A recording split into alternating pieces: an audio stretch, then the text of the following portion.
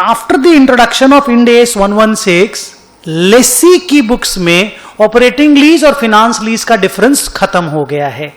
अभी लेसी को operating lease और फिनांस लीज अलग से समझने की जरूरत नहीं, वो सिर्फ लीज समझेगा और उसके पास एक ही काम है। अगर lease period is less than 12 months तो सिंपल रेंट पेमेंट को पीएल में भेज देगा। But if the lease period is more than 12 months, whether it is operating lease और फिनांस लीज इररिलेवेंट हो गया। वो अपने सारे फ्यूचर लीज पेमेंट्स को प्रेजेंट वैल्यू पे लेकर के आएगा, either by using interest rate implicit in the lease, जो कि लेसर के पॉइंट ऑफ व्यू से निकलती है, और अगर वो रेट ऑफ इंटरेस्ट नहीं मालूम तो उसका अपना जो इंक्रीमेंटल बोरोइंग रेट है उसके हिसाब से वो सारे फ्यूचर लीज पेमेंट को प्रेजेंट वैल्यू पे लाएगा। एंड उस प्रेजेंट वैल्यू पे वो लीज लायबिलिटी अपनी बुक्स में लिखेगा और एक असेट अपनी बुक्स में लिखेगा। असेट का नाम होगा ROU, right of use asset. Liability का नाम होगा लीज लायबिलिटी।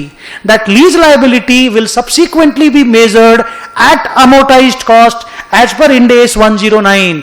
एंड वो जो असेट अपनी बुक्स में आएगी उस असेट को normal property plant and equipment के हिसाब से, इंड AS 16 के हिसाब से जैसे डिप्रिशिएट करते हैं उस तरीके से डिप्रिशिएट करना पड़ेगा। एंड रिमेंबर, जो लीज लायबिलिटी है उसका जब हम पेमेंट करेंगे तो उसमें इंटरेस्ट अकाउंटिंग होगा, इंस्टॉलमेंट पेमेंट का अकाउंटिंग होगा, exactly we do in hire purchase और in amortised cost liability accounts. Thank you.